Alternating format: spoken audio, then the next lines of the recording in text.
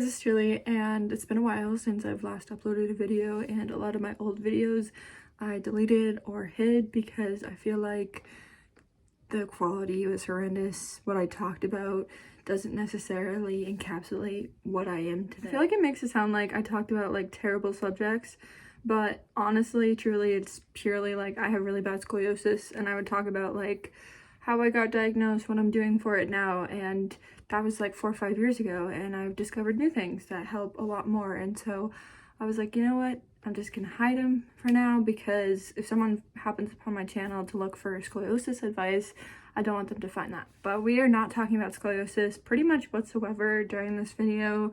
If you want to learn more or ask any questions about it, you're welcome to, and I'll try my best to answer that, but maybe for a different time in a different video. Like tomorrow, I leave for the 2023 Agility Nationals. It's about an 19 hour drive, and we're splitting it up in a couple days because I have a border collie that cannot drive for 19 hours. Neither can I. There's my border collie. So this is Nellie. Nellie's very tired. She is a 5-year-old border collie. Her name is Nellie, obviously, and if she'll look at you, her right eye is blue and her left eye is brown. Isn't that right, honey? Come here. Come here. I have a hot... Oh, she's sweet. I'm not gonna make her be in this whole video, but you can kind of get the sense that she's a black and white dog. She's a border collie and she loves agility. You want to go up on the bed? Go ahead. You can go up. There you go. She'll probably chill on there. With that being said, it was never ever my goal. Nellie likes to make herself at home behind one of those pillows, but she's there. With that being said though, honestly, like my goal was never to compete in agility, never mind tried to make it for nationals, never mind go and compete at nationals, but here I am. And if you told me even a year ago that I'd be going to the agility nationals, honestly, I saw agility like growing up here and there, and I knew it was probably a pretty big sport for border collies, and growing up I did have a lot of border collies, but they have this thing in agility where they're junior handlers, and it's anybody who handles an agility dog under the age of 18. So technically I could have started agility a lot sooner, but I'm 24 and I'm going to my first agility national. But I also have friends in their like 50s, late 50s, early 60s, and it's their first agility nationals too. So honestly, there's never really a wrong time to either start competing or start trying to reach a goal. That does not just go for agility, that goes for life as well. I'm a very strong believer in like doing whatever you like, and as long as it makes you happy and you're not hurting anyone, might as well do it. I plan on moving to Ireland either the end of this year or the beginning of next. I'm honestly just waiting for the legal paperwork of it all, and I kind of like took a step back and was like, you know, there's a lot of things that I'm going to be doing for the last time in America if I stay in Ireland forever, and I hope to. I don't hope it fails. I want to live in Europe for the rest of my life. So I may never qualify for another agility nationals in America, and that's because I'll move to Ireland. So I was like, you know what, September of 2022, I was like, I'm going to try to start qualifying for nationals, which is quite late.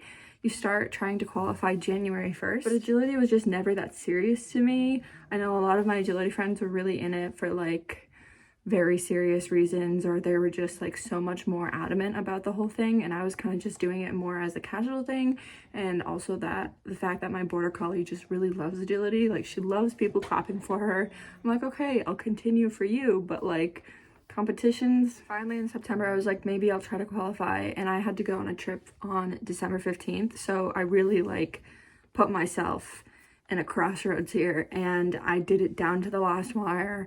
At my last competition, literally 24 hours before I left, we qualified for nationals, and that was such a lovely, wonderful, fantastic feeling. My qualifying nationals run, everybody was like 90% of my friends were there, and they were all cheering for me, and they videoed me and they would give me hugs, and it was just like the energy in the room was kind of electric when it happened, because I was so happy that I qualified for nationals. Like I qualified just yesterday, even though it was 4 or 5 months ago, but now I'm sitting here and nationals is this upcoming weekend / I leave tomorrow night. But I'm honestly wholeheartedly so happy and proud of my dog. She has made such tremendous strides in the agility world, and a lot of her favorite obstacles in the agility course or the agility arena are dogs least favorite obstacles. If you know agility terms, you would know these things called the weave poles. There's usually a set of 6 or 12. Nellie prefers 12, but she'll do the 6 as well. But they're the ones where they kind of like go back and forth. One of her favorite obstacles, and I see so many dogs not loving them.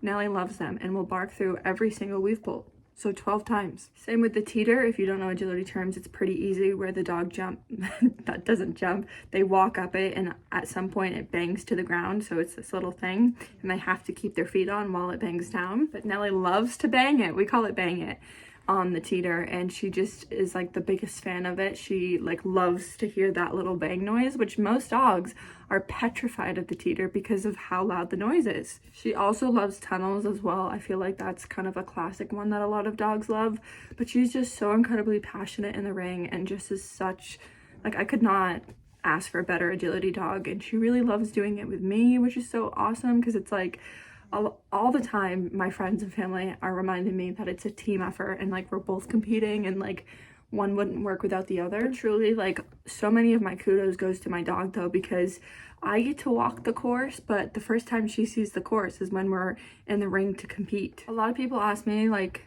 when you move to Ireland, are you going to continue agility? Nellie's 5 this year, she'll be 6, and she actually hasn't done agility very long.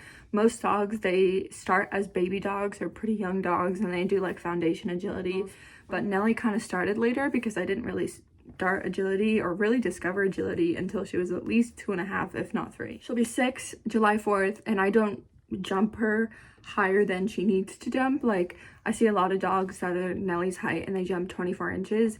Nellie jumps 16. That's a huge major difference on their joints, on so many aspects of their body and health-wise and longevity of their career. Can Nellie jump 24 inches? Of course she can. She could jump a 6-foot fence. Should she jump 24 inches? I think absolutely not. Nellie has such a passion for agility that I want to try and like ignite that passion, keep that passion with her, and I can't take it away from her. Like, that would be like abuse. She loves when I say, do you want to go to agility? And her head pops up and she runs to the door and is like, okay, I'm ready to go. If she wasn't so happy and passionate in the agility arena or in the ring or just doing practices, I would maybe reconsider, but I joke all the time that I'll retire her, but I really can't. I am very excited for the agility nationals and everything in between. Like, honestly, you're supposed to get a swag bag, or at least every year I've heard you get swag bags, and that was like a huge motivating factor of why I wanted to go. It's also, I think, the 25th year anniversary of the organization that I compete through and that I'm going to nationals for. I compete through a couple different organizations, but I usually stick to one because I find the people are a lot nicer and like way less like uptight. But the very happy thing is that I'm renting a stall where you kind of like house your dogs for walkthroughs and honestly just during the day. My 2 stallmates that I'm renting the stall with, they are like, oh, we're not really artistic, like you have full art control of it. And I'm not necessarily like the most artistic person, but I can get pretty creative and I really like making things even though they may not be well made. But obviously I'm very Irish, and so I chose a theme for us, and it's may the luck of the Irish be with you.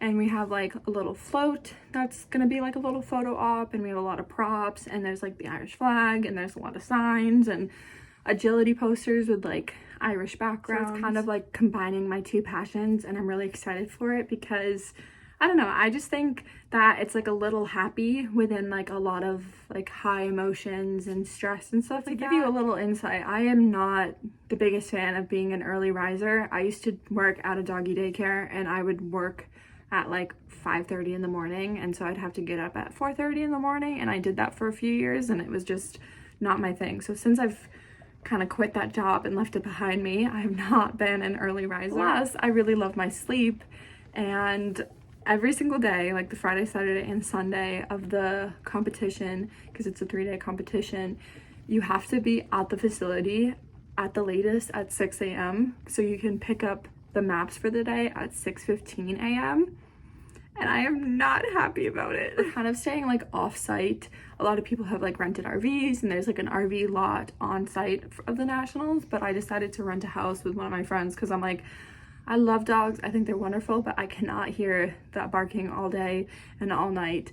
My dog does a lot of barking in the ring, but as soon as she comes out of the ring, she's very calm. She's a wonderful off switch. And like people like can't believe that she's upside down in 60 seconds. She's in the ring barking her head off. And then again, 60 seconds later, she's upside down again. Am I talking about you? Is that what you're talking? I'm talking about you, yeah. Oh, I love that girly pop. But like truly, I love this girl. She's so wonderful. Here now, you wanna come over? We're gonna go have fun in Georgia. And we've never been. You and I have never been to Georgia. And you've never been on a long road trip, so it'll be very fun, honey, huh?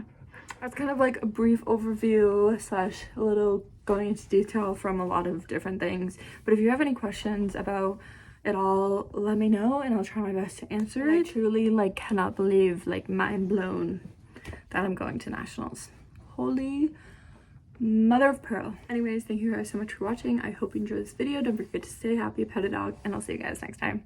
Bye.